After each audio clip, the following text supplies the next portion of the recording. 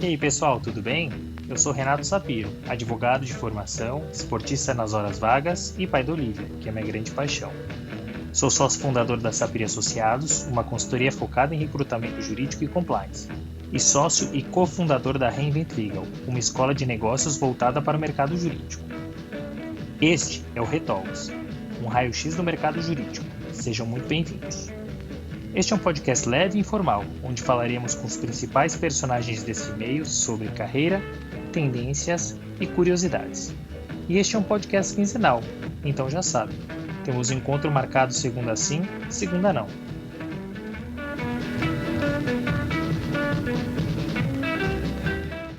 No episódio de hoje eu conversei com Alex Barreto, que é diretor jurídico e de assuntos regulatórios no Bank, uma fintech que visa a inclusão financeira. Alex é daquelas pessoas que podemos falar por horas. Com ele sempre aprendo algo novo. Mas mais do que isso, Alex tem uma história de vida muito bacana e que precisa e merece ser compartilhada. Quer uma pitada? Alex é a primeira pessoa com nível universitário em sua família, mas definitivamente ele não parou por aí, longe disso. Como ele gosta de dizer, a vida é uma maratona, não uma corrida de 100 metros. Mas vamos do começo. Alex se formou em Direito, fez pós-graduações, MBA, diversos cursos e ainda achou tempo para fazer um mestrado. Trabalhou em escritório de advocacia e instituição financeira, até chegar no mercado corporativo, onde atuou na Lopes, Pinbank e Bank, onde está atualmente. Mas melhor que ouvir de mim, vamos ouvir dele. Alex, muito obrigado por ter aceitado o convite aqui do Retalks. É um prazer receber você. Obrigado, Renato. Prazer estar aqui com você, especialmente depois de tantos convidados bacanas que você trouxe aqui no Retalks. É uma honra aqui estar batendo um papo contigo. E você é mais um deles, sem dúvida. Alex, falando um pouco da sua carreira, ela é híbrida, né? Você tem passagens por escritório, por empresa e instituições financeiras. Essa sua trajetória, ela foi planejada? E caso contrário, quais eram os seus objetivos? Olha, Renato, se algum dos seus convidados aqui falar que foi planejado, você me dá o telefone dele, eu quero ligar e descobrir como que foi esse planejamento, né? Definitivamente não foi. Você é o nono. Você é o nono e mantemos o 100%. Então, definitivamente não foi. E essa pergunta me abre aí um espaço para eu falar um pouquinho, voltando um pouquinho da minha origem, né, de onde eu vim, né? Eu sou fruto do ensino público aqui, né, no estado de São Paulo, na cidade de São Paulo, quando dava certo, né? Eu estudei em 2 colégios, Escola Casula Becker, estudei no Brasílio Machado, onde se formou o Tony Ramos, e com muito orgulho eu sou fruto desse estudo, do estado que funcionava. Hoje em dia, infelizmente, não funciona. Então, essa é uma parte. Por que eu estou te contando isso? Porque o estudante de escola pública era um pouquinho diferente da escola privada. E eu vim de uma família de classe média, né, de classe C, em que eu tive a educação dos meus avós, meu avô trabalhava no metrô, minha avó super empreendedora, com quem aprendi muito, trabalhava em casa, mas era super empreendedora, mãe super jovem, também muito exigente com a educação. Então, embora eu tenha estudado colégio público, eu sempre fui muito cobrado ali com as notas, e cheguei no ensino médio ali, o que eu vou fazer? Eu sabia que eu não queria exatas, eu sabia as minhas chances de FUVEST que eram menores, fui fazer o cursinho, no cursinho Etapa, e lá descobri que tinha um mundo novo de humanas, e tinha a profissão de bacharel de Direito. Eu não sabia ainda que queria ser advogado, né? E conversando com um amigo, ele falou: poxa, Alex, você tem aqui a profissão dos cursos jurídicos e é um dos requisitos para você ser delegado, né? Eu olhei, eu pensei e falei: poxa, eu sempre quis ser delegado, né? Mentira, obviamente que... Eu não consigo te ver. Obviamente que eu não tenho nada a ver com delegado, mas ali era o primeiro objetivo, era jovem, 17 anos, tinha que ter algum objetivo, e eu fui sempre focado, né? Então, primeiro, descobri que era humanas, depois descobri que eu queria fazer direito, e depois fui descobrir a faculdade, né? Por quê? Eu precisava pagar a faculdade do meu bolso. Nessa época do cursinho, eu trabalhava no jornal, no Meio Mensagem, e aí descobri que a Faculdade de Direito de São Bernardo era uma faculdade pública também, que é uma autarquia, né, do município de São Bernardo, que tinha boas avaliações, tanto no MEC quanto aí o selo da OAB, e que tinha uma mensalidade de R$190 em 99, olha só. E depois, em 2000, quando eu entrei, subiu para 290. E, Renato, nessa época, lá no meu mensagem, eu ganhava R$400, né? Então eu falei, poxa, bacana, eu vou entrar numa faculdade, já estou focado aqui em uma faculdade que eu vou conseguir pagar. E no meio do caminho, olha que loucura para chegar até a Direito de São Bernardo. No meio do caminho, tinha um amigo também lá do cursinho que ele montou uma casa noturna e me convidou para trabalhar lá. Eu falei, vamos embora, né? O salário era mais do que eu ganhava no meio mensagem, era mais do que eu ganhava. Eu vi como uma oportunidade de fazer uma renda e no meu planejamento de entrar na Direito de São Bernardo. Era engraçado, Renato, que eu trabalhava de segunda a sexta-feira, tinha um emprego normal CLT, e eu tinha quinta, sexta e sábado, virava as noites, sem dormir, trabalhando lá nessa casa noturna, eu era barman. Foi um período bem divertido. Legal. Por que é importante isso? Porque no dia do vestibular da PUC, eu trabalhei os 2 dias. Trabalhei no sábado, né? Trabalhei na sexta para sábado, e a primeira prova foi de múltipla escolha, eu fiz a prova, trabalhei até 2 horas da manhã, pedi para sair mais cedo. E no domingo eu trabalhei também, a prova dissertativa, eu trabalhei de sábado para domingo. E descobri que tinha passado na faculdade pelo meu pai. Meu pai foi na banca de jornal, comprou lá o Diário de São Paulo e saiu gritando que ele achou meu nome, ele nem sabia que eu tinha prestado, que o vestibular da PUC era unificado com a Direito de São Bernardo, e aí ele veio gritando e disse que eu tinha passado no vestibular. Então, a minha trajetória até a faculdade de Direito, você vê que é zero planejamento. E depois eu entrei na faculdade. Na faculdade, primeiro ano, ali foi bem difícil, transformação, ser adolescente, adulto e tal, e aí eu já trabalhava já em televendas da Philips. O que aconteceu? Eu tive uma dificuldade para deixar o trabalho e entrar no estágio, porque a minha remuneração era boa, e os estágios pagavam R$500, né? Mas eu fiz essa transição, foi difícil, trabalhei no escritório, trabalhei no Oliveira Neves Advogados, que era o escritório que eu passava, quando eu ia no meu FITAB, eu via um prédio lindo, eu falei, eu quero trabalhar nesse lugar. Foco, consegui trabalhar lá. Aí saí, vi que meu ciclo tinha fechado, fui trabalhar no Banco Zogby, e lá eu conheci uns grandes pessoas que é referência para mim. Hoje eu conheci o Jonas Gardel Filho, ele era gerente jurídico à época, hoje ele é CEO da Boa Vista. Então, o cara que para mim é um dos caras mais brilhantes, os executivos jurídicos para mim mais brilhantes, é uma referência que eu tenho. E depois, para chegar um pouquinho onde eu estou hoje, né, eu me formei, acabou o estágio lá, a Zogby foi comprada pelo Bradesco, acabou o estágio, eu não continuei no Bradesco, e passei, foi aquela loucura, né, para passar ali na prova da OAB. Passei, e antes mesmo de sair a minha carteirinha da OAB, eu já estava trabalhando. Fui trabalhar no escritório de advocacia lá em São Bernardo, hoje é Germano Advogados, e tive lá, Renato, vou te falar que tive uma grande conquista e uma decepção que me levou à carreira que eu tenho hoje. Acho que assim, uma grande conquista é que a gente tinha um cliente, trabalhava com contencioso administrativo, contencioso civil e trabalhista.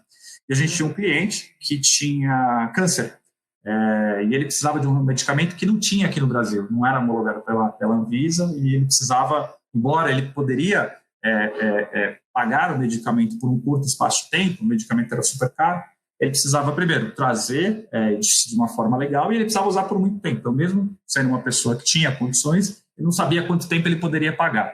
Mas, enfim, ele foi no escritório, eu fiz a inicial e consegui eliminar, a gente conseguiu o remédio.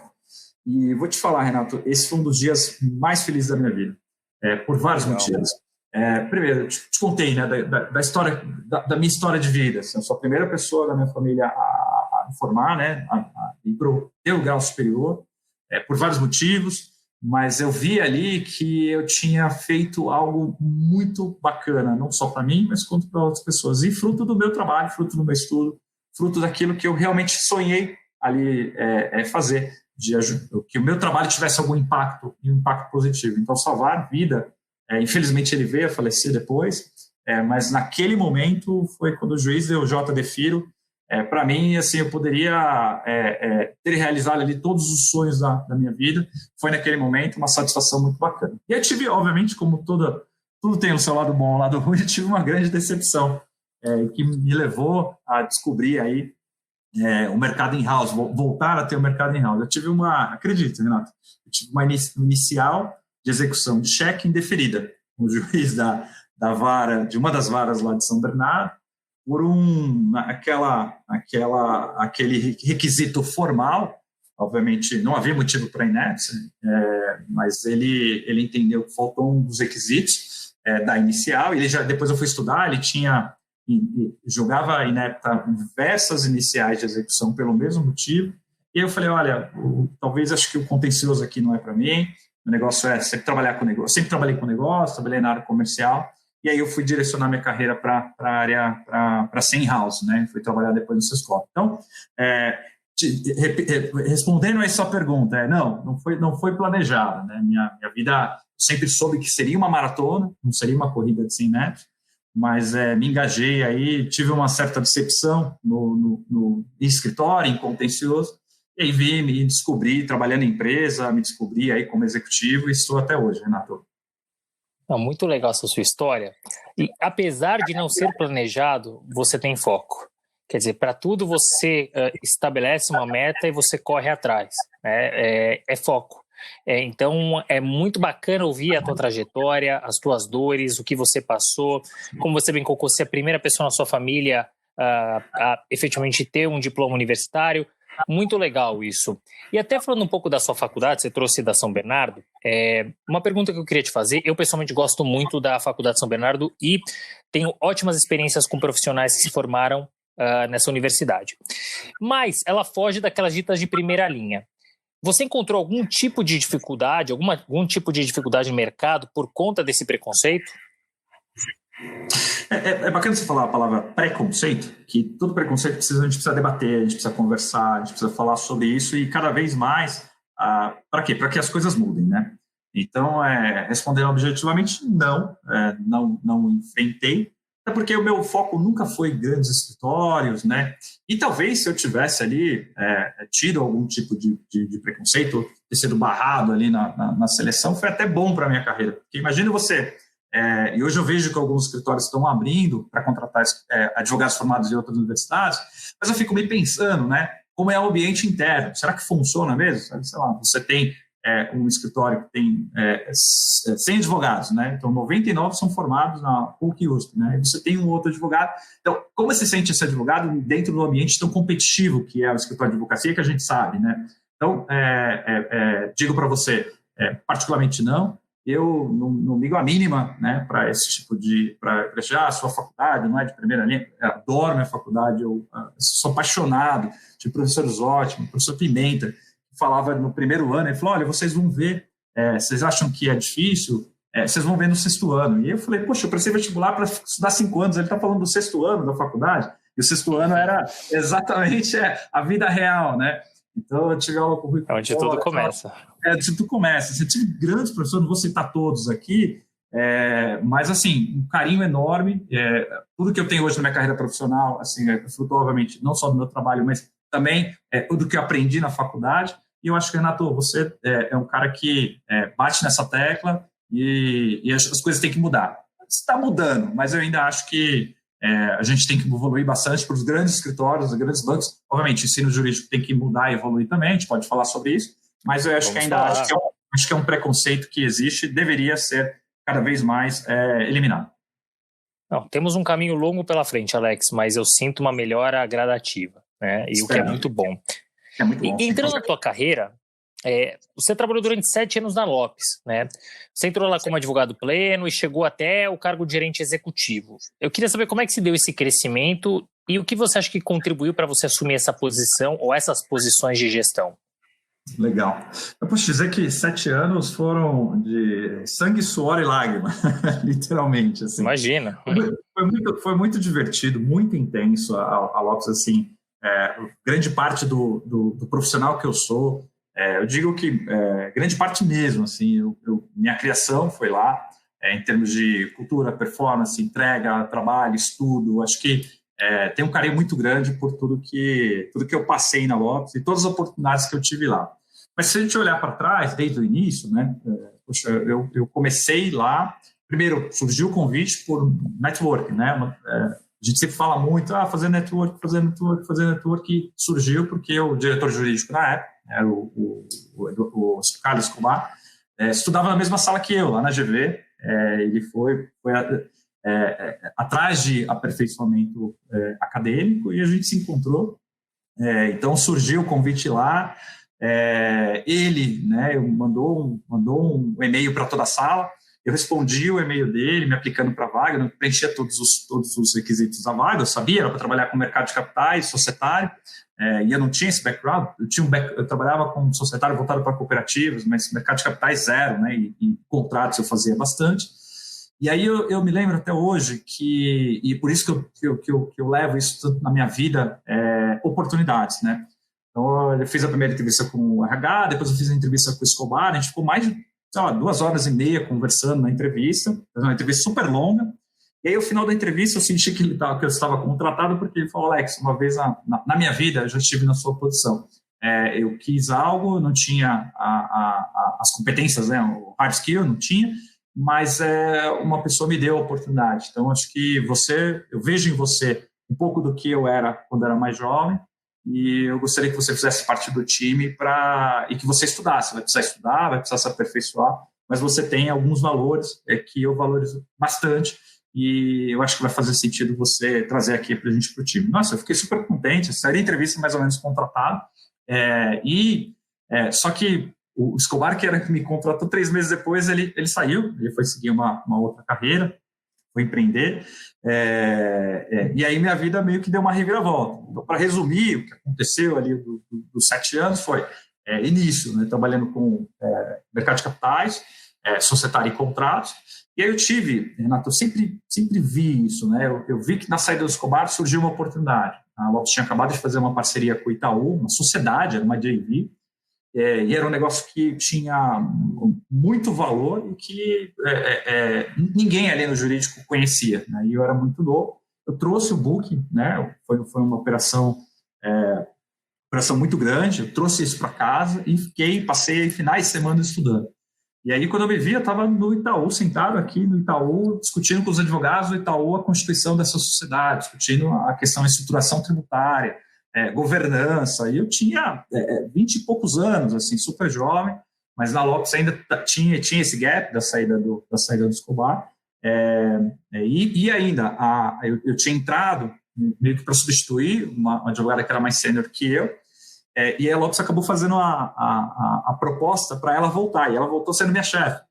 Então minha vida deu uma reviravolta ali no começo, e a primeira promoção aconteceu muito disso, dessa minha inquietude, né, eu fiz 2 operações que me deram bastante, tive apoio nesse network, né, tive apoio de um dos conselheiros, hoje ele é presidente do conselho lá da Lopes, ele me ajudou muito, doutor Edivar, e aí consegui mostrar um pouquinho nessas operações, que depois a Cláudia Brito chegou para ser a diretora da jurídica da Lopes.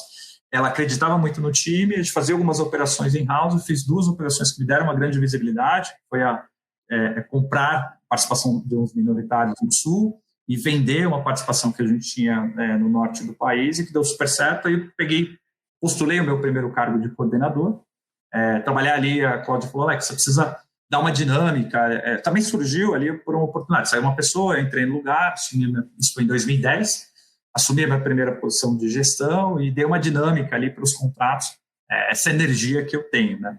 Isso deu certo, e o mais legal, Renato, desse período, que eu aprendi o que é ser business partner, né?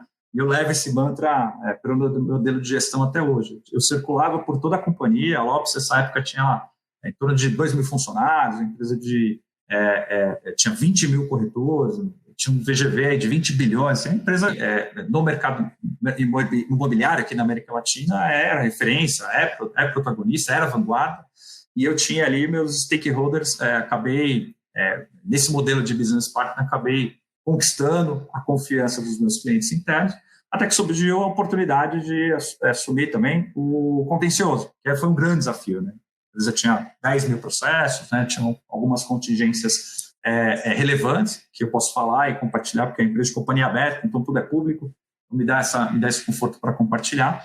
E aí eu lembro que a Cláudia até falou, eu lembro como se fosse hoje, a Cláudia, quando ela me fez a proposta para assumir como gerente executivo, ela falou: Alex, a mesma dinâmica e essa mesma energia que você colocou nos contratos, para que os contratos fossem assinados, que a gente tivesse mais segurança aqui em relação aos projetos da companhia, eu quero que você faça no contencioso.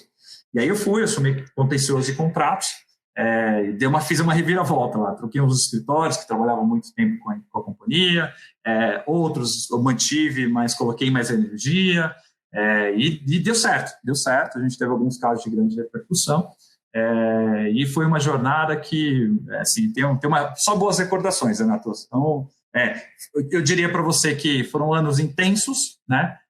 E que eu guardo com muito carinho, porque vivi intensamente todos esses 7 anos eu vivi todos os dias lá. Que legal, Alex. E você traz uma coisa que é muito interessante, a gente está no início do nosso bate-papo, mas você fala bastante em oportunidade. E você vai falar um pouco de conselho lá na frente, mas você já trouxe 2 muito importantes aqui. Foco, estar atento às oportunidades, né? Então, acho que são 2 coisas bastante interessantes a gente trazer já nesse início. Mas uma coisa que me chama a atenção é que depois de 7 anos no mercado imobiliário, você migrou para o mercado de tecnologia do sistema financeiro, que a gente chama de fintech, né? Quando é que você resolveu que era hora de mudar de mercado? Como é que você se preparou para essa mudança? E eu queria saber se você encontrou algum tipo de dificuldade por conta da mudança de mercado.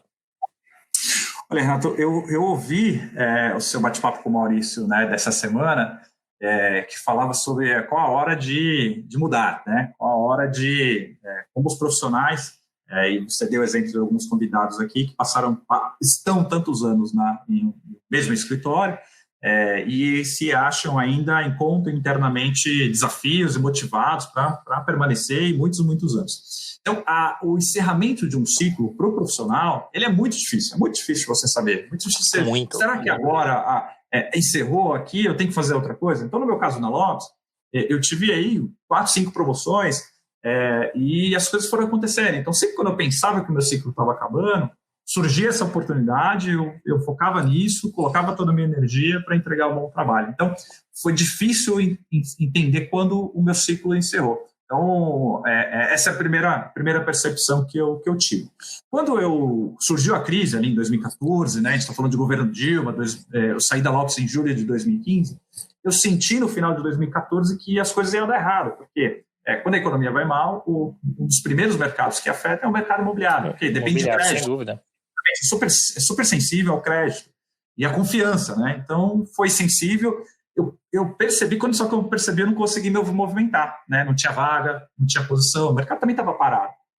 O que aconteceu? Eu fui demitido da Lotus na crise de 2015, junto comigo 93 pessoas fizeram homologação no mesmo dia, então foi um corte que teve na companhia, e aí eu aprendi 2 coisas. A gente saí de lá com um pacote pelos anos que eu era executivo da companhia, tinha conquistado bastante coisa. Saí de lá de um pacote, uma das coisas que eu fazia parte do meu pacote, além do financeiro, era o programa de outplacement. E eu porque queria ali trocar esse programa eu queria converter isso em dinheiro, né? E aí eu conversei com a Cláudia, com a minha chefe, ela falou, não, Alex, acho que você vai ver que é bom, vai ver que tem ali, são profissionais que vão te ajudar a fazer essa transição. Então, o que eu posso te dizer aqui? O outplacement foi essencial na minha transição. Por quê, Renato? Eu comecei a mapear, a entender, você passa muito tempo numa empresa, você fica ali focado nela. Quais eram as habilidades e quais eram os mercados que eu poderia atuar além do mercado imobiliário. Então, porque as pessoas, quando você fala assim, você teve algum tipo de dificuldade? Tive. As pessoas me olhavam como advogado do mercado imobiliário. Eles queriam me colocar em posições dentro de incorporador, de incorporador imobiliário. Só que a gente está num momento de crise. Então, estou num momento de crise do setor imobiliário. Se as pessoas me verem como advogado imobiliário, eu não vou me recolocar. E aí eu mapeei e falei, poxa, tá bom, aqui na Lopes é uma empresa, tinha tecnologia. Qual a dinâmica de uma empresa que tem uma operação nacional e depende de pontos físicos? É muito ligado ao varejo. Então eu comecei, no meu outplacement, mirar empresas de tecnologia, serviços, mais para tecnologia, porque eu sempre gostei de tecnologia, e varejo. E comecei a mapear, estudar, e aí cheguei no mercado de pagamentos. Via um papo de network que eu tive com uma headhunter, e ela falou, poxa, Alex, você já olhou esse mercado? E eu comecei a estudar, o mercado de pagamentos é novo, mapeei, e aí coloquei alguns targets na minha carreira, e fiz esse processo, acabou acontecendo, né? Então, acabei me transferindo para o mercado de pagamento, mas ali no meu mapa, Renato, de transição, de planejamento, o que foi importante foi eu excluir algumas indústrias que eu não me identificava. Então, por exemplo, indústria de longo prazo, né? Eu sou orientado, né, a performance, a entrega e coisas rápidas, né? A Lopes tinha um dinamismo muito grande que as fintechs também têm. Então, essas coisas de indústria de transformação muito demorada, eu falei, poxa, talvez não seja o meu perfil. Mas as indústrias e os mercados ali ágeis, eu mapeei e acabou dando certo e entrei aí no mercado de fintechs. Muito legal. E eu fiz uma parte da pergunta de forma proposital, sobre as dificuldades que você encontrou. Porque realmente, assim, parece que você tatua na pele, né? Eu sou do mercado imobiliário, eu sou do mercado farmacêutico, bancário, que são mercados, assim, não pode mudar. Se você é do imobiliário, você tem que ficar aqui o resto da vida, de farma, bancário, etc. É difícil às vezes entrar e é difícil sair. E você prova o contrário, né? Claro que você está trazendo aqui algumas sinergias, linkando com a parte de tecnologia, mas incrível, né? Como taxa, né? E legal que você conseguiu fazer esse movimento. O movimento foi, a primeira empresa de meio de pagamento foi o PinBank, né? Como é que veio esse convite? O que é o PinBank? É importante você explicar. Que grandes desafios e projetos que você encontrou e realizou na empresa? Ainda pegando nesse gancho de dificuldade do profissional mudar, eu vejo que realmente é uma pecha que muitos colegas seus, headhunters, muitos selecionadores e muitos contratantes também. Então, a gente, como um todo, a gente acaba colocando uma pecha nesses profissionais e a gente perde gente boa simplesmente porque você acha que não é daquele mercado. Em determinadas estruturas, quando ela é muito enxuta, Renato, eu ainda acho que pode ali fazer sentido você querer trazer alguém da indústria. Assim, é difícil formar quando você tem algo muito enxuto e muito dinâmico.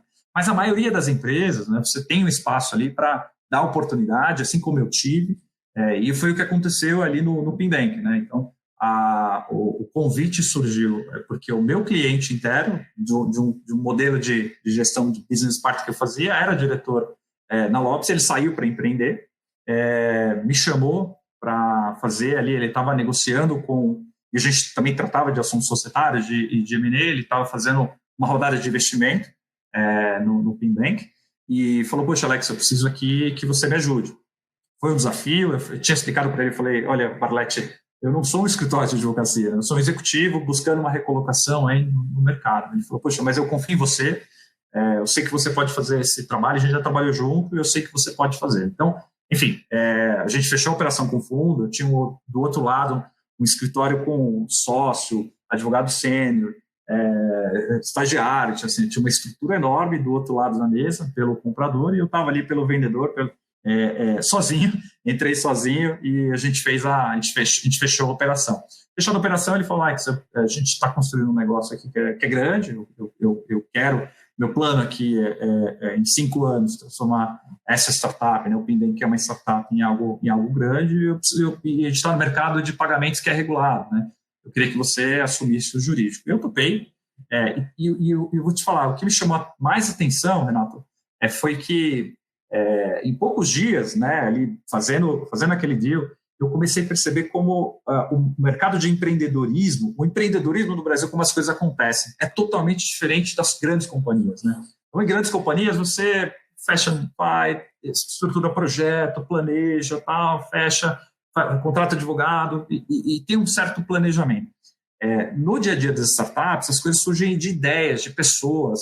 Então, aquele dinamismo de negócio, aquelas parcerias que a gente estava fazendo, e a rapidez que aquilo estava acontecendo, mas, obviamente, eu olhava a Cielo, uma empresa de capital aberto, eu olhava para o balanço da Cielo, olhava para o mercado de pagamentos quão concentrado era, e então o que me chamou a atenção é que eu vi que, primeiro, eu poderia fazer essa migração de carimbo de advogado de mercado imobiliário que eu não era, para um mercado novo, que é tecnologia financeira, o mercado de fintechs. Segundo, trabalhar com empreendedorismo, um negócio que realmente me chamou muito a atenção.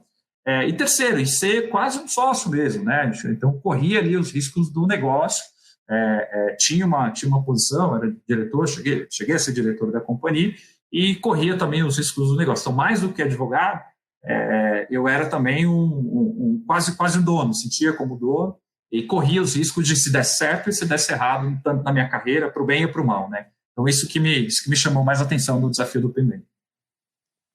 E aí me conta uma coisa, em 2019 veio o convite do Bank, né? Você fala com muito orgulho, né? Eu não consigo ver seus olhos agora, mas tenho certeza que com muito brilho nos olhos em relação ao Pinbank. Então, o que te motivou a aceitar o convite do Bank? E, assim, no tempo que você está aí, qual o grande desafio ou qual o grande projeto que você realizou e que te dá orgulho? Olha só, tenho assim, um carinho muito grande lá pelo Pinbank, por esses motivos que eu te falei. Só deixei amigos lá, só são meus amigos e foi uma decisão difícil, né? Eu fui um headhunter, também me achou no mercado. E uma das coisas que eu comecei a ganhar uma projeção bacana de participar de eventos, fazer palestras sobre o meu mercado, postar coisas no LinkedIn. Eu sempre estou sempre acompanhando tudo do mercado de meios de pagamentos. Então, minha rede no LinkedIn cresceu muito, as pessoas me procurando, e isso acaba, obviamente, trazendo uma repercussão boa. Isso foi, Renato, foi planejado. Aí você pergunta, Alex, foi planejado? Foi. Porque como eu vi que eu fiz errado... planejamento, hein? Exatamente, não, isso foi planejado. Quando eu vi que as coisas não deram tão certos, né, na Lotus, que eu tentei fazer a transição de carreira e não consegui, eu coloquei uma coisa que eu falo para todo mundo hoje, e eu estampo aqui na minha casa: eu sou dono da minha carreira. Eu nunca mais serei dependente, né, de companhia, de escritório, da minha carreira. Como isso, né? Que prepotência é essa? Não é prepotência. É você, Renato, você conseguir construir e poder levar a sua carreira para onde você vai direcionando. Se as coisas vão acontecer ou não, depende de vários fatores. Depende um pouco de sorte, depende da sua competência, mas pelo menos você precisa plantar. E aí eu plantei isso e foi estruturado não para sair do Pinbank, não. Eu falei, cara, eu quero ser o Alex Barreto, eu não quero ter o sobrenome, sempre fiz questão de me apresentar como Alex Barreto. Uma dica que eu dou aqui, e a gente vai falar sobre isso para os advogados, você o seu nome e seu sobrenome. O advogado ele tem que ter a marca. E eu quis criar a marca Alex Barreto e isso deu certo. Acabou que chamou a atenção de um headhunter, ele me convidou, e eu estava ali num momento que acreditava ainda que eu tinha ainda muita coisa para entregar no Pinbank. E aí algumas coisas me chamaram a atenção. Acho que a primeira, trabalhar numa empresa americana. O Bank ele é fundado, tem o escritório central lá em Boston, foi criado por um brasileiro, e assim, trabalhar com uma empresa com uma cultura, né, diferente da nossa, a primeira coisa me chamou a atenção. Segundo, acho que a gente estava criando aqui no Bank uma plataforma de pagamentos democrática. A gente quer atender a classe C, a gente quer tocar a vida das pessoas que mais precisam, que estão fora, excluídas do mercado financeiro, que guardam dinheiro no colchão. Então, a gente teve aí o Corona Voucher, né, que a Caixa acabou incluindo muita gente, mas a gente tem 45 milhões de pessoas, esse número deve ter diminuído, que não tem uma conta em banco, não consegue se movimentar, e eu acho que inclusão financeira faz parte da dignidade da pessoa humana. Está lá na Constituição, deveria estar, né, na minha interpretação está, e tem esse propósito. Então, no DNA da companhia, no DNA do Vitor, que é o fundador da companhia, ele criou a empresa para democratizar os serviços financeiros. E aí, obviamente, tem outros aspectos que também são importantes.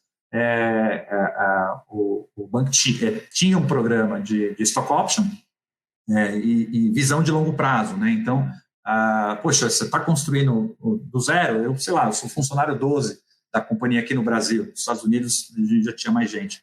Poxa, se a gente construísse um negócio grande, é o fruto do seu trabalho, a gente, no longo prazo, a gente te considerará como sócio, né? Então, tinha ações da companhia. Então, obviamente, trabalhar em diferente cultura, ser dono realmente, ser sócio da companhia, ter isso, né, materializado, impactar milhares de pessoas, ter um propósito, né, que eu saber que meu trabalho vai, mas, sobretudo, vai impactar milhares de pessoas e que a gente vai construir uma cultura de democratização dos serviços financeiros, porque a empresa não tinha nasceu para isso, mas ainda não tinha essa cultura e a gente agora tem. Isso foi o que mais me motivou a aceitar e com dor do coração eu deixei tudo, obviamente que eu conquistei lá no Pinbank, mas tem um carinho enorme lá pelos meus amigos que estão lá. Bom, muito legal, Alex. Mas em maio desse ano, a Via Varejo ela adquiriu o Bank. Eu queria saber como é que foi acompanhar esse M&A por dentro e mais, o que mudou na sua rotina? Legal, Renato. Olha, foi um desafio muito grande, viu? Acho que por dois aspectos. Primeiro, a gente estava no meio da pandemia, né? Então todos os negócios, né? Fazer um M&A no meio da pandemia foi um grande desafio. E o segundo é que o Bank, né? Ele é incorporado pela Air Fox, que é uma empresa que tem de Boston, né? Incorporada em Delaware. Então exigiu aqui do lado da Via Varejo, que é a compradora, né? A contratação, a Via Varejo contratou o Milbank lá de Nova York, a gente contratou o Skadden também, de Nova York, contratamos o escritório no Tennessee, que é o FTB, e teve o escritório aqui da Via Varejo também, o Temudo Leste, que fez a operação no Brasil, além das Big Four. Então, conectar todo mundo de diversos países, né, em diversas localidades foi um grande desafio, e o meu grande papel aqui foi de ser leal à companhia, evitar o conflito de interesse. Quando a gente fala em M&A, compra e venda, para o General Counsel é um desafio grande, porque você tem que ser um guardião ali das cláusulas de declaração de garantia. Então, esse foi meu posicionamento de não, e eu tenho aqui um plano, sempre tive, como eu te falei, de longo prazo, de continuidade do negócio, de fazer o banco acontecer. Então, eu me coloquei, meu time, à disposição para dar um full disclosure para a Via Varejo de tudo que aconteceu, todos os negócios que tinha feito na história da companhia nos Estados Unidos e aqui no Brasil. A Airfox também é uma empresa registrada na SEC, então a gente tem bastante informação pública, porque é emissor de security lá, então traz também um desafio grande, e esse foi o nosso grande trabalho, né, da full disclosure, garantir que as cláusulas de declaração de garantias tenham sido cumpridas ali, tanto pela companhia quanto para o vendedor, então foi um desafio muito grande. Pós-fechamento, o meu trabalho aqui, a minha liderança, é criar um processo de governança com a Via Varejo, para que, obviamente, as decisões sejam tomadas agora, a gente parte de um grupo, né, que os administradores, e que a gente tenha a governança desse processo. A integração tem sido muito bacana, a Via Varejo tem, obviamente, dentro desse processo de integração, tido muita compreensão com os processos aqui que a gente tem de uma empresa de tecnologia, são dois business separados. Então, eu agora tenho um dotted line com a General Counsel, que é a Sandra Gebar, tem me ajudado bastante, então a gente está muito feliz de fazer parte do maior varejista do Brasil, o Bank para o Bank é uma vantagem competitiva, ter a Via como sócio, e a gente está bem aqui empolgado e feliz por fazer parte desse grupo e transformar em uma das fintechs aí principais da classe CDIE. Muito bacana. A gente falou bastante da sua carreira, Alex, mas eu tenho uma dúvida que eu queria muito ouvir de você. Pensando justamente na sua trajetória, qual que é o seu modelo de gestão de departamento jurídico? Qual que é o modelo ideal para você? Ideal é difícil, mas eu te diria que esse é um papo que a gente poderia falar que 10 horas, tomar o seu podcast inteiro para falar de modelo de gestão. Eu gosto muito, eu estudo, eu converso com meus pares.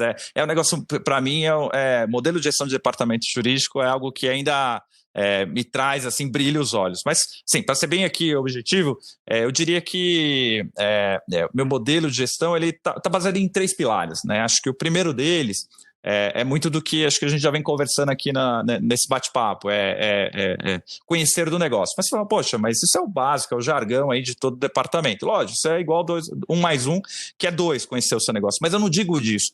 Eu digo de você conhecer internamente, por exemplo, o seu processo. Eu trabalho em uma empresa de tecnologia, então eu sei um pouco de tecnologia, um pouco de programação, sei um pouco de linguagem de Python, de SQL, não sei programar, mas eu sei um pouquinho da lógica do que é isso e por que isso é importante, né? Para eu saber como meu produto é desenvolvido. E eu vou além, né? Então eu quero saber como são os meus clientes internos, porque eu tenho foco no gestão do departamento como business partner, como eu te falei, de cliente interno.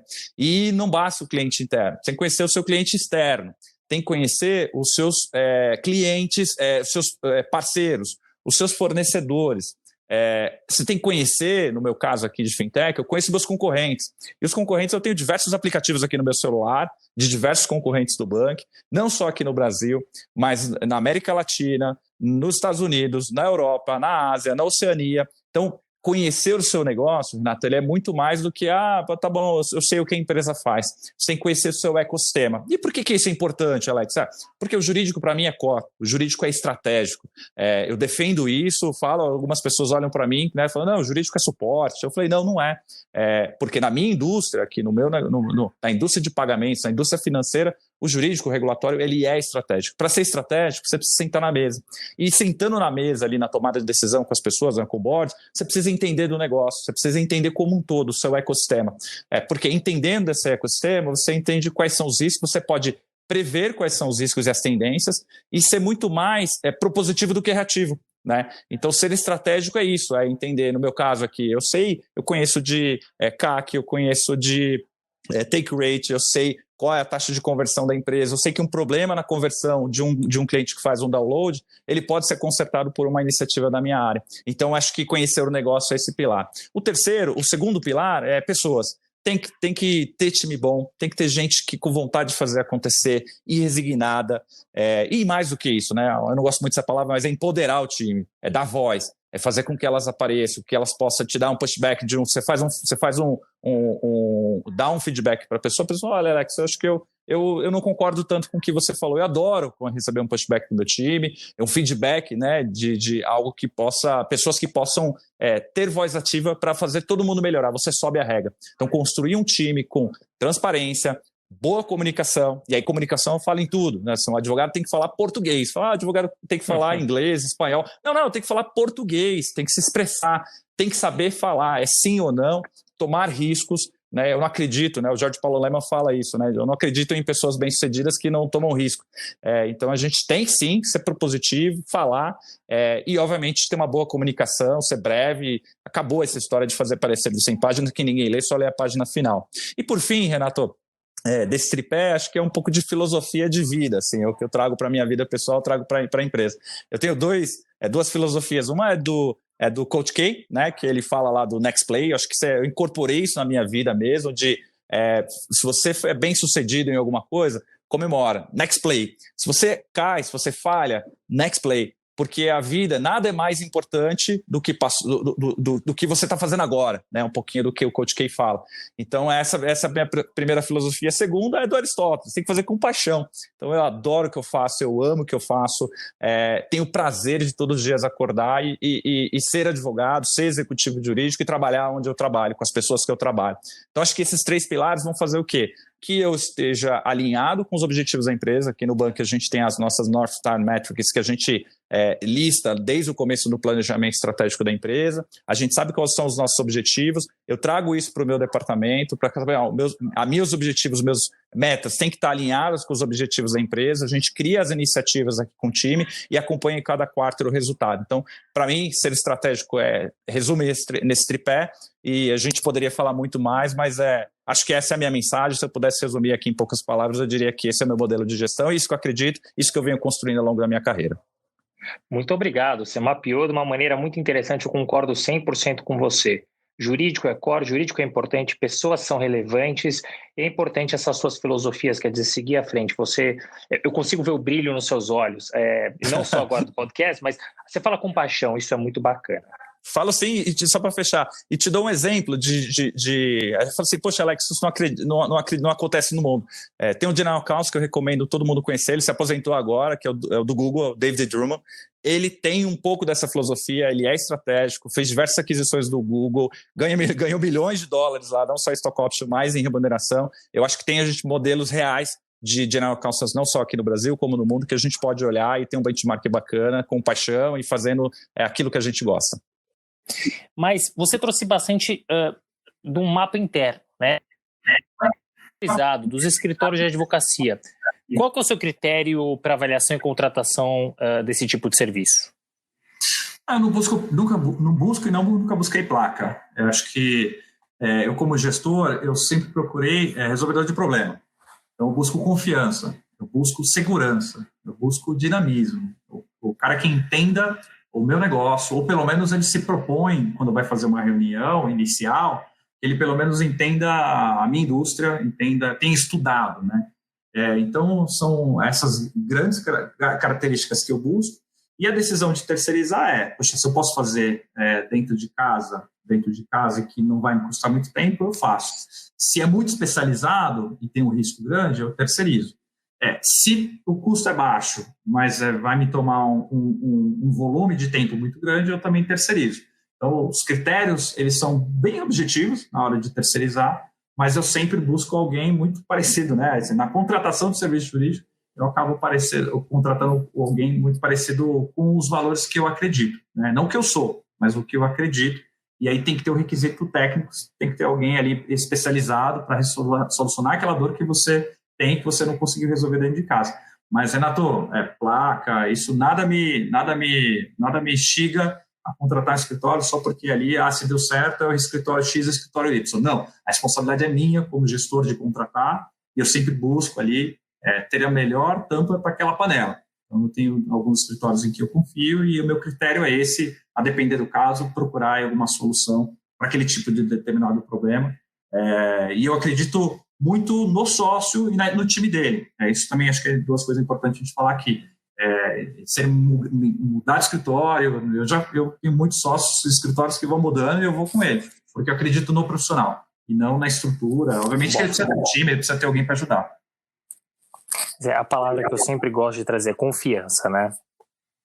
Exatamente. Confiar no profissional que vai te atender, independente de placa ou de estrutura. Alex, eu queria conversar um pouquinho com você sobre mercado, você que é uma pessoa que estuda bastante e que conhece com profundidade. O sistema bancário brasileiro ele é um dos mais modernos do mundo e ainda assim estamos presos em alguns modelos arcaicos, né? Mas eu acredito que a gente está caminhando, enfim, para a liberdade, eu brinco, né? Nessa linha, eu queria que você explicasse o que é o Open Bank e Pix e como eles interagem. E mais, qual a sua opinião sobre eles? Bom, falando rapidamente aqui, o Open Bank é uma forma de compartilhamento de serviços e dados entre instituições financeiras e instituições de pagamento mediante a autorização do portador do dado, do titular. Então, eu, Alex Barreto, tenho conta no Banco A, eu autorizo que o Banco B tenha acesso aos meus dados no Banco A, ou eu contrato o serviço do Banco B por meio do Banco A. Tá? Então, é um sistema que a gente chama de sistema financeiro aberto.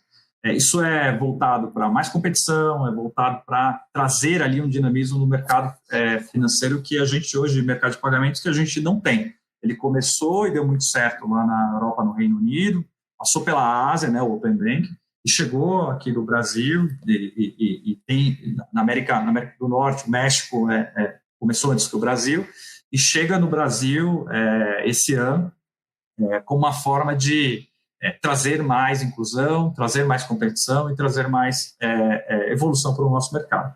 O Pix, por outro lado, é um sistema para tirar a fricção da forma de pagamento. Agora, na pandemia, cada vez mais a gente não quer usar o cartão, não quer colocar o dedo na maquininha. Então, é uma forma de, obviamente, você poder... Uma das formas é pagar com QR Code, né, com aquele código QR, mas existem outras formas de iniciar o pagamento. Mas a ideia aqui, Renato, é tirar eu quero mandar o dinheiro para o Renato, então eu te devo R$20. Tem lugares, tem bancos que cobram 15 pela TED. Então, vou ter que ter um gasto de 35 para te pagar os 20, não faz sentido.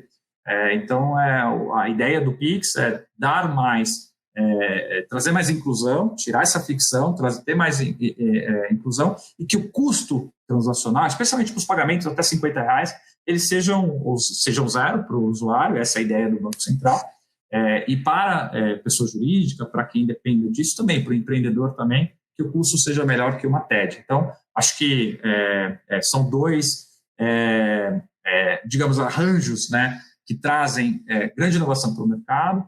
Eu achava que isso ia acontecer em 2050 aqui no Brasil, não, a gente está em 2020, está acontecendo, e fico muito feliz de fazer parte de todo esse ecossistema de inovação. Muito bem. Ainda sobre o Open Bank e o Pix, no episódio de número 7, eu tive a oportunidade de entrevistar a Bárbara Rosenberg, que é uma referência na área de antitrust. E eu perguntei a opinião dela em relação à suposta parceria entre o WhatsApp e esse elo, mas sob a ótica de uma advogada de concorrencial. Agora eu queria saber, sob uma ótica de um advogado de mercado financeiro, qual é a sua opinião sobre o tema? Olha só, queria muito. Esse é um caso super, né, que para quem é da área causa muita curiosidade, né? Obviamente que eu não conheço, então não sei o que aconteceu no CAD, eu li, o que é público, mas obviamente as coisas são confidenciais. Aqui eu não vou dar uma opinião como Alex Barreto, até um disclaimer, não é a opinião do banco, mas sendo assim pragmático na resposta, eu diria, Renato, o Banco Central está tentando construir, e fez parte da minha outra resposta, algo que é democrático. Então, um sistema que o Pix ele conversa, é um arranjo em que várias instituições elas vão conversar entre elas. Então, se tem um dinheiro no aplicativo A, numa fintech A, você vai poder mandar dinheiro para a fintech B, para a fintech C, e com esse custo zero para o consumidor final, então, barato. E que todos os participantes, todas as instituições vão poder participar e ali oferecer outras propostas de oferta de serviço para o seu usuário. Me pareceu que o sistema ali, o arranjo do WhatsApp, junto com a Cielo, junto com as bandeiras, era algo mais fechado e fora da regulação do Banco Central. Então, o Banco Central olhou, na visão do regulador, e falou, poxa, esse arranjo do WhatsApp, que envolve 130 milhões de usuários, né, tem muita gente que tem WhatsApp no Brasil, então ele gera um risco para o mercado, gerando esse risco para o mercado, ele precisa estar dentro do guarda-chuva do regulador. Então, muitas pessoas criticaram, falando que isso é contra, né, contra a inovação, mas se esse for, né, não tenho conhecimento dos fatos, se esse for o motivo, de fato, por isso que aconteceu, de você ter 130 milhões de contas, né, de usuários concentrados em uma empresa, né, ou em poucas empresas ali, que têm acesso, tenha parceria com o WhatsApp, seja fora da regulação do Banco Central, isso caminha contra o que o Banco Central vem patrocinando, que é de interoperabilidade entre sistemas, menor fricção, menor risco, menor custo. Então, se for isso, né, me parece fazer sentido, e é só que eu acho que o WhatsApp está conversando com o Banco Central, já submeteu um novo modelo, as bandeiras também. Eu acho que agora vem em boa hora um diálogo com o regulador, porque o serviço deve ser sensacional. Espero que dê certo, espero que as partes... Tomara. Exatamente. Espero que o serviço seja lançado e que a gente possa usar. Muito bem. Alex, com a pandemia, a evolução digital que já vinha acontecendo, aos poucos ela foi potencializada, o que atingiu em cheio o nosso mercado, o mercado jurídico. Nessa linha, eu gostaria de saber a sua opinião sobre os impactos da tecnologia no mercado jurídico. Olha, Renato, eu não acho que o robô vai roubar o trabalho do advogado, né? Então eu sou cético em relação a isso, e aí eu explico, né? Aquilo que é core, a tomada de decisão. Então é um intelecto de você, em diversos cenários, em cenários de incerteza, nesse mundo VUCA que a gente vive, de você tomar aquela melhor decisão para aquele determinada circunstância. O robô não vai roubar isso. O robô vai roubar e a inteligência e a tecnologia, e não é só do jurídico, é de todas as medicina, engenharia, aquilo que é commodity, né? Aquilo que a gente pode fazer otimizando o nosso tempo, aquilo que a gente pode fazer de uma forma melhor. Então, você tem desde, no mundo jurídico, você tem desde escritórios de advocacia que deu uma comoditizada aí nos processos. A gente tem o JBM lá em Bauru, que criou um escritório de tecnologia para ter um serviço que realmente ele é mais rápido, mais barato, e entrega isso para os clientes dele, com tecnologia. E você tem no consultivo, você tem modelos, né, de softwares que analisam NDA melhor e mais rápido, mais assertivo que advogado. Você tem softwares que entrevistam pessoas. Então, eu acho que a tecnologia está ali para ajudar a gente. A pandemia trouxe para os gestores, para os advogados, um ingrediente a mais de tomada de decisão. Então, eu adotei a assinatura digital lá no PinBank há 3, 4 anos atrás, né? Eu sabia os riscos, mas para o meu chefe na época isso era importante. A gente viu que ganhou muito tempo e economizou bastante dinheiro. Você vê que algumas pessoas agora estão adotando e ainda tem dúvidas sobre isso. Então, tem muito receio dos advogados. A gente está no século XXI. Eu acho que a tecnologia ajuda, sim, e tem diversos softwares. As law techs estão aí, as legal techs estão aí. Pode ajudar os advogados a gente entregar um serviço jurídico melhor, mais eficiente e, sobretudo, Renato, mais barato. O serviço jurídico precisa ter mais acesso, a gente precisa democratizar essa história de que não estou aqui pregando que tem que ser tudo barato, não. Eu estou dizendo que tem muito advogado que é mal remunerado, tem muito escritório que é mal remunerado, mas tem poucos escritórios que cobram um serviço jurídico muito caro e poderia, com eficiência, com a tecnologia, trazer isso para uma realidade. E quanto mais você democratiza os serviços, mais gente vai te consultar, a economia gira e o ecossistema fica maior e mais forte para os advogados. Então eu acredito nisso e eu acho que a gente está evoluindo bastante e tem muito para melhorar ainda. Estou de acordo e torço para que cada vez mais a gente evolua em relação a esse tema que é tão importante para o mercado, né? Posso polemizar um pouquinho? Pode, eu sou polêmico, então pode polemizar também. Então, quero a sua opinião, como sempre sincera, sobre o ensino jurídico no Brasil, pensando em currículo e metodologia. E como é que você vê o futuro desses profissionais? Poxa, esse é um assunto. Lógico. Esse é um assunto que eu estudo já há um certo tempo, e no mestrado eu reservei mais tempo ainda para fazer um artigo sobre isso. E aí eu cheguei a duas conclusões. A primeira dela, tem um artigo do Santiago Dantas de 1955 que se alguém me falasse que o artigo é de 2015, eu acreditaria fiamente, acreditaria sem nenhum questionamento. Por quê? Lá, Renato, ele fala de duas coisas, assim, é muito engraçado. Na verdade, não é um artigo, é um discurso de abertura de uma aula magna, numa faculdade no Rio de Janeiro, que não existe mais, mas ele falava, olha, o currículo ele é engessado, né, e o método de transmissão de conhecimento do professor para o aluno, ele não é o melhor, né? Por que o currículo é engessado? Então, eu, por exemplo, eu estudei 5 anos de processo civil, teoria 1, 2, 3, processo civil, né? Sair da faculdade para litigar. Poxa, será que essa é a melhor escolha para o Alex Barreto? Se tivesse me dado a opção de direcionar um pouquinho o meu currículo, será que eu não teria utilizado essas horas de processo civil que eu não uso? Né? Eu aprendi, inclusive, depois de fazer uma pós-graduação em processo civil, mas estou dando um exemplo aqui será que eu precisei estudar 5 anos de processo civil? Será que o currículo poderia ser mais direcionado para... Flexível, exatamente. Então, poxa, se você quer ser acadêmico, se você quer ser cientista, prover ali trabalho acadêmico, você vai ter um tipo de currículo. Se você quer ser profissional de escritório, vai direcionando sua carreira. Se você quer ser juiz, delegado, enfim, a área jurídica cria diversas oportunidades e eu acho que deveria ser mais flexível como não é hoje, cria essa coisa de você sair da faculdade e depois você vai sentar numa mesa de negociação para ler um balanço, para ler qualquer coisa que não seja da área jurídica, você se sente um analfabeto. Aconteceu comigo e acontece com muitos profissionais. O segundo é o método de como é transmitido. Então, a gente é muito dogmático, né? A gente estuda a lei, a gente estuda a doutrina, a gente estuda teoria. Então, fica parte do ensino teórico e depois que a gente vai ver na vida, vai para o 6º ano, como o professor Pimenta falava, a gente não sabe como resolver. Então, o método de estudo de caso, que lá em Harvard, desde 1920, ele traz o aluno do que é prático para o teórico. E aí você começa a formar arquitetos do direito, resolvedores de problemas. Então, eu acho que esses são os dois grandes problemas. A gente tem algumas universidades que estão melhorando, mas o método do ensino jurídico e o currículo, acho que não é uma realidade, está longe de ser uma realidade no Brasil, e eu espero que melhore. Eu sou muito crítico, mas espero que, Renato, aqui as pessoas possam nos ouvir, discutir sobre esse assunto. Tem que estar na academia, tem vários problemas, o Brasil é um continente, mas eu acho que tem que mudar. Concordo com você, de novo. Essa pergunta foi de forma proposital, porque eu sabia a sua opinião e eu compacto com ela. A gente precisa mudar, a gente precisa adequar, cada um quer seguir uma linha diferente. O mercado jurídico é muito amplo e é o que eu tento trazer aqui no podcast. As várias carreiras possíveis, dentro do privado e dentro do público, né? Então a gente precisa flexibilizar.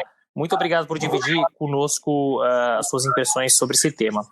E para fechar, Alex, esse bate-papo está tão agradável e cheio de informação e conselhos, né? Eu queria um conselho final seu para os profissionais do nosso mercado, isso independente de senioridade. O que você aprendeu e gostaria de compartilhar com eles? Olha só, sendo bem direto, não seja medíocre. No medíocre, no sentido de mediano, na acepção mesmo da palavra, né? Por que isso? Quando eu falo isso, as pessoas também arregalam o olho, Renato. E eu tenho esse exemplo, eu tenho diversos exemplos para dar na minha vida. Por exemplo, eu já fiz, eu não sei se eu já te contei isso alguma vez na minha vida, e eu vou compartilhar aqui para os nossos ouvintes, eu já fiz uma audiência de calça jeans e camiseta preta do rock. Como assim, Alex? Eu já fiz uma audiência, isso foi em 2005, era uma sexta-feira, eu estava indo para o show do Pearl Jam, era aqui uma sexta-feira, ele fazia show no Pacaembu, e eu não ia trabalhar esse dia, e eu tinha um advogado lá do escritório, que estava preso numa audiência, ele me ligou e falou, Alex, você precisa de sua ajuda. Eu falei, que foi? Ele falou, olha, vai ter uma audiência, precisa chegar lá e conversar com o cliente, né? Eu falei, mas eu estou de calça jeans e estou indo para o show. Ele falou, não, vai lá que eu vou chegar. Resumo da história, Renato, ele não chegou, se atrasou. Quando percebi que ia ele não ia chegar mesmo. Quando ele me confirmou, eu falei, e agora, né? A gente pode prejudicar o cliente. Eu entrei na sala de audiência de tênis, calça jeans, camisa preta do Pearl Jam. Conversei pedi a palavra para a juíza. Falei, excelência, peço desculpas aqui pelo meu traje, mas aconteceu esse incidente. Expliquei a situação para ela e peço a autorização, né, para fazer a audiência, para não prejudicar meu cliente. Resumo da história, né? O advogado da outra parte, assim, olhava para minha cara sem acreditar, as pessoas, a testemunha, fiz a audiência, fui para o show e deu tudo certo.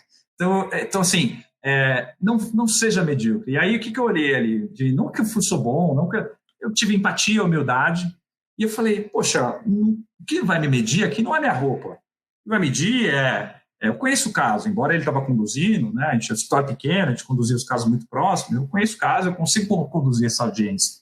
Eu vou para cima. Então, Renato, eu tenho esse mantra, não seja medíocre, não seja nota 5.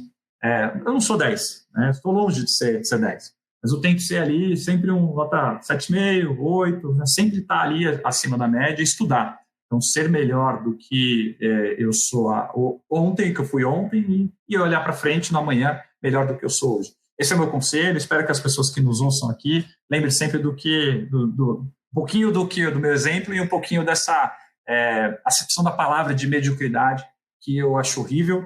Eu acho que a gente tem que, com sangue e suor, muitas lágrimas, a gente consegue atingir tudo que a gente quer. Jalex, muito obrigado, que bate-papo legal, como eu já esperava. Foi mais do que um bate-papo, foi uma aula, você trouxe muita coisa interessante, tem muita informação, tem muito conselho, eu acho que os nossos ouvintes devem usufruir e ouvir mais de uma vez esse episódio. Muito obrigado, foi um enorme prazer. Obrigado, Renato. Espero que os ouvintes gostem e foi um prazer aqui bater um papo contigo. Um grande abraço. Fim de papo. Se você gostou, recomenda para os seus amigos. Se não, fala comigo que eu quero te ouvir. Até a próxima.